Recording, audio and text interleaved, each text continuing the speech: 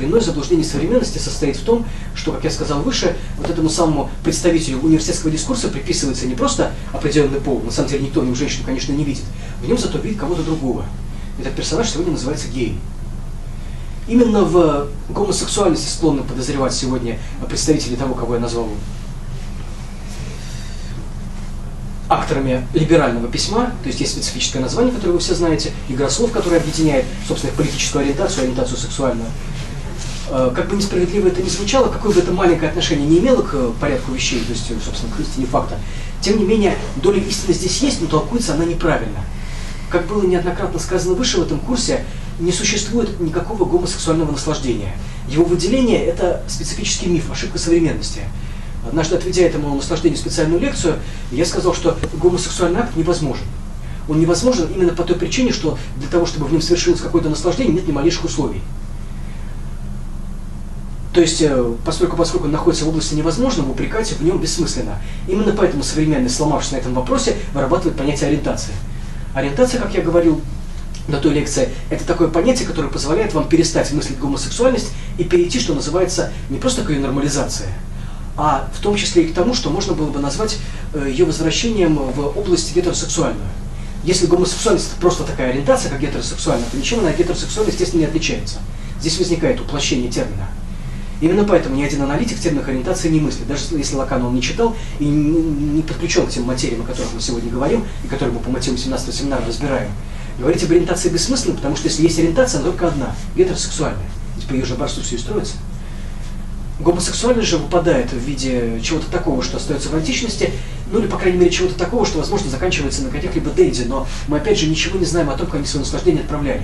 Заметьте, пожалуйста, что работа о Денди пишет в основном исключительно представители университетского знания, и чаще всего это исследовательницы женского пола. Природа этого интереса к данному вопросу с их стороны точно такая же, как природа их интереса к фанфикам. То есть им нужно, чтобы имели место гомосексуальные мужчины, но при этом мужчин там давно уже нет. Если кто-то пишет о гомосексуальности, будьте уверены, что пара это или обустроена по гетеросексуальному образцу, или их просто заменили существами женского пола. Но именно это и открывает нам ключ к тому, что я называю главной ошибкой, потому что, не имея отношения ни к какой ориентации, дискурс либеральный, дискурс университетский имеет отношение к тому, что мы назвали латентностью. То есть перед нами не распределение гетеросексуального и гомосексуального, а перед нами распределение гетеросексуального, то есть генитального, и латентного. Вот эту ошибку постоянно совершают люди, которых иногда пренебрежительно называют людьми Крым-наши, так называемыми ватниками, которые постоянно, опять-таки, это обвинение в гомосексуальности воспроизводят в социальных сетях. Они ошибаются и в то же время говорят истину, потому что говорить истину означает ошибаться. Говорить истину по определению Лакана означает говорить какие-то вещи, которые говорятся на голубом глазу, но при этом формулируются абы как. То есть какую-то истину этот самый ватник чует. Как любой консерватор, он кое-что понимает в исторических процессах. И не стоит, на самом деле, так уж резко от его знания отмахиваться. Если за кем-то знание лежит, то, как показывает, в общем-то, это опыт, опять-таки, исторический, это консерватор. Консерватор имеет какое-то представление о том, что происходит в обществе. Почему он имеет об этом представление? Потому что он наблюдает за наслаждением латентным. Тот, кто за ним наблюдает, получает в каком-то роде привилегированную позицию. В какой-то степени он становится в позицию аналитика. Психоаналитика, я имею в виду. Разумеется, он ее не достигает, потому что, чтобы находиться в этой позиции, нужно, по крайней мере, прекратить голословные обвинения. Он их не прекращает. То есть консерватор тоже подключен к университетскому дискурсу, потому что его распирает. Если он спорит в социальных сетях, это значит, что он производит функцию S2. То есть производит то самое знание, как спор, как дискуссию. Именно в этой форме оно реализуется. Но все-таки у консерватора есть какие-то преимущества, у него есть, что называется, настреленный, наметанный глаз, и поэтому, как я неоднократно в курсе говорил, не стоит консерватора презирать. Когда он, скажем, заявляет, что нужно ограничить распространение литературы, или что есть какие-то вредные источники, связанные с пропагандой, или что вообще существует какая-то опасность, исходящая от книг, от печатного слова, от производства текста, он говорит, заметьте, пожалуйста, по крайней мере, половину аналитической истины. Ведь действительно, как мы непрестанно видим, читая Лакана, как мы непрестанно видим, погружаясь в то, что Лакан говорит о ВС2, о знании, о тексте, что действительно наслаждение коренным, непосредственным образом с текстом связано. И что когда консерватор призывает собрать и сжечь все книги, то, в общем-то, он понимает, откуда у этого наслаждения, что называется, растут ноги.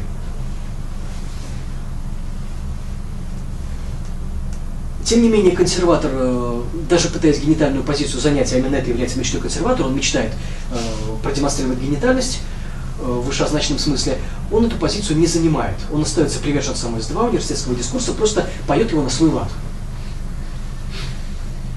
И по этой причине так смешны разного рода обмены обвинениями, которые производят, опять же, представители социальных сетей, когда они рассчитываются, опять-таки, на консерваторов и прогрессивистов, то есть на либералов и реакционеров. И когда они кидают друг друга обвинения, связанные с приверженностью власти, это, конечно, производит комическое впечатление, потому что быть приверженным власти нельзя. Можно быть приверженным, опять-таки, производству S2, то есть определенных означающих. Именно таким образом к университетскому дискурсу подключается. Больше не нужно ничего. Вы можете быть нелояльным ни к одному правителю мира. Вы можете быть жесткой оппозицией. Вы можете не поддерживать ни одной реформы. Я имею в виду реформы, опять-таки, исходящей сверху. Но при этом все равно, поскольку к латентности, то есть в форме дискуссии в каких-либо образованиях, семинарах, то есть к какому-либо просвещению. А просвещением занимается консерватор, заметьте, но все не против просвещения. Чем как не просвещением занимаются те несчастные, которые пытаются, скажем, опять же, объяснить в Фейсбуке, что все дело в Америке. То есть какое-то историко-политическое, скажем так, геополитическое знание за ними стоит, они что-то пытаются объяснить, их что-то тревожит. То есть не то, чтобы они, что называется, на все махнули рукой, ничего подобного. Они пытаются выполнять функцию папаш. Но, опять-таки, ничего из этого не выходит, потому что выполнять эту функцию до конца нельзя. Быть папашей до конца означает, как мы знаем, не вмешиваться. То есть ничего общего с латентностью не иметь. Знать, не желать, в общем, прикасаться к тем местам, где она есть. Консерватор латентность подозревает. Да, он выделяет эту функцию, он в ней что-то понимает, но поскольку он в дискуссию вмешивается, его позиция с пьедестала генитальности тут же рушится. Именно поэтому Лакан и говорит о воронке. Воронка, как вы видите, как она выше охарактеризована, заключается в том, что из определенного состояния никак не выйти. Вы включаете спор, и вы тут же оказываетесь в дискуссии определенного типа. Здесь ничего уже не поделаешь. Но есть определенного рода беспокойство, которое исходит изнутри латентности. То есть латентность, опять-таки, в виде движения за права меньшинства, в виде, скажем, движения в защиту животных, в виде борьбы с генитальностью захватывает все. Но что-то там все-таки рушится, есть какое-то крушение, и связано оно с определенной тоской. Тоской по какому-то другому типу высказывания, которое латентным бы и не было, но при этом не было бы и генитальным. Именно здесь, опять-таки, появляется та функция, которую я сказал выше, это функция перевоспитания. Заметьте, что вообще такое литература, отмеченная наслаждением латентности? Это литература, в которой мужчины не просто сопрягаются друг с другом в каких-то нежных отношениях, так круто, на самом деле, это бывает редко, то есть так с этим обращаются совсем молодые девушки.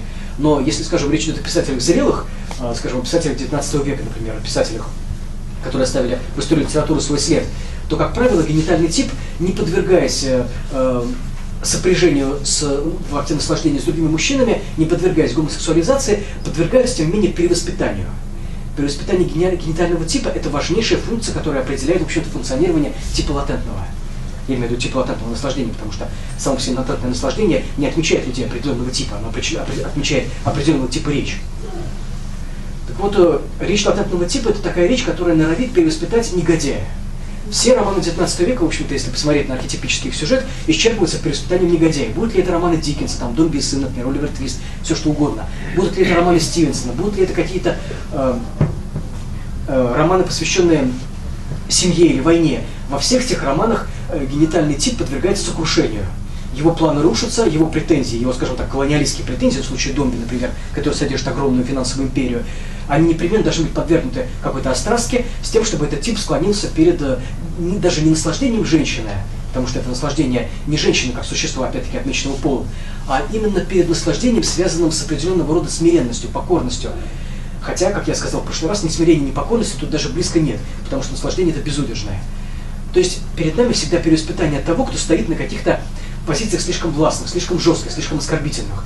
Заметьте, что сегодня в отношении главы нашего государства происходит то же самое. Либералы же не хотят его свержения, они хотят его перевоспитания.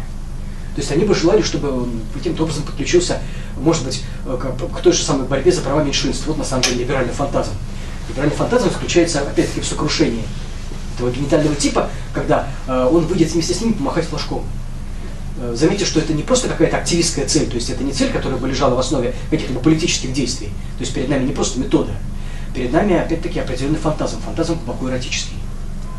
Если этот фантазм правителя удовлетворяет, то можно заметить, как, в общем-то, неплохо идут дела в государстве. То есть, по крайней мере, ни у кого не вызывает сомнения, что дела идут хорошо. Хотя это, конечно, под большим вопросом всегда. То есть политику сегодня надлежит быть латентным или не быть никаким. Если он воплощает, как я уже сказал, какие-то колониалистские претензии, какую-то борьбу, скажем, с меньшинствами, с гомосексуальностью, то его песенка, в общем-то, спета, даже если он власть удерживает. Никто его всерьез не рассматривает. И я приглашаю вас задуматься, как же так получилось, что за какие-то 2-3 столетия мы совершенно растеряли понимание того, что этот генитальный тип собой представляет. То есть мы, опять-таки, даже если мы, в общем-то, судьбой принадлежим к полу, который могло бы этот тип постичь, то есть каким-то образом, скажем, в качестве мужа, отца, мы на себе чувствуем давление женского наслаждения, но как только мы входим в речь, как только мы входим в сеть, как только мы входим в свой аккаунт, мы тут же эту позицию теряем. Мы встаем на позиции, опять-таки, очень либеральные, мягкие, позиции, которые требуют, чтобы ни одна генитальность о себе заявлять не смела. Потому что это нас тревожит, это вызывает у нас какое-то неприятное чувство, это будет тревогу. Как так получилось, что генитальный тип стал объектом гонений, при том, что, в общем-то, он себя чувствовал, я даже скажу, наверное, до 19 века довольно хорошо. Если вы откроете литературу 18-го, мужчина, конечно, там дурак, он рогоносец. Но не более того, эта генитальность его не лишает. Перевоспитывать его никто не собирается. Но стартует литература романтическая, стартует литература реалистическая. В общем-то, на самом деле, это, если судить с точки зрения наших критериев распределения наслаждения, это одно и то же, потому что обе эти литературы начинают этого самого генитального типа активно утюжить. И буквально за какие-то 20-30 лет от него не остается ничего. Возникает то самое, что некоторые историки типа Тьерра называют либералом. Это тип уже, конечно, совершенно университетский. Это тип, который поддерживает разного рода суфражистские движения. Это тип, который полностью склоняется перед требованием университетского дискурса победить всякое неравенство. Заметьте, пожалуйста, что требование победить всякое неравенство возникает в ту эпоху, когда классы расслаиваются совершенно безнадежно. Это тоже парадокс, который Лакан замечает. Это безнадежное расслоение и есть, собственно, то, что выпадает в качестве остатка, то есть в качестве исторического итога. По итогам мы сегодня можем сказать, что сегрегация победила. Именно это венчает 17-й семинар Лакана, где он подробно об этом говорит, указывая на победу сегрегации, то есть на победу расслоения, которое ничем не победить, а не победить его потому, что генитальный тип с точки зрения именно текста университетского дискурса утрачивается совершенно. Никто больше его не понимает. Он совершенно погибает. И заметьте, что погибает в этом случае не отец. Мы привыкли считать по мотивам работы Фрейда, что погибает отец, что мы лишаемся именно отца. Смерть отца мы связываем со смертью Бога. И это, в общем-то, довольно два близких нарратива, скажем, в том числе в философии, например, постницшанского образца. Но я, опять же, хочу внести небольшую терминологическую поправку, чтобы показать вам, опять же, как и в случае с вопросом гомосексуальности, который решен, как вы видели, неверно решенный тип вопроса, связанный со смертью отца. Умирает вовсе не отец. Погибает, перевоспитывается, становится совершенно для нас недоступным, непонятным тот самый тип, который отмечен вот этой самой функцией минус фи. Тип, у которого были какие-никакие властные притязания. На чем эти властные притязания были основаны, я показал в прошлый раз, указав, что дело здесь не распределение силы и власти, а специфическое наслаждение, которое этот тип производит. У него тоже свое маленькое наслаждение. Он тоже мечтал быть обласканным. Но, в общем-то, сегодня у него все меньше к этому основания, я имею в виду все меньше к этому возможностей, потому что, чтобы быть обласканным, ему нужно победить. То есть ему нужно занять позицию, которая бы отмечала его как субъекта с темным прошлым, скажем так. Потому что генитальный субъект – это субъект с темным прошлым, естественно. В своем роде это насильник.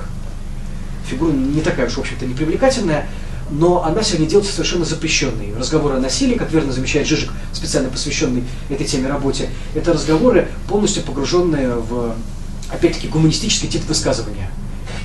Этот тип высказывания предполагает, что насилие недопустимо, что с ним нужно бороться, что малейшее его проявление срезается под корень, и как только мы это насилие утрачиваем, как только мы перестаем что-то в нем понимать, мы упускаем какие-то другие вещи, которые как раз-таки, как я уже сказал, обязаны классовому расслоению, потому что классовое расслоение пролегает как раз-таки именно на той черте, за которой, оказывается, оттеснен носитель нехватки.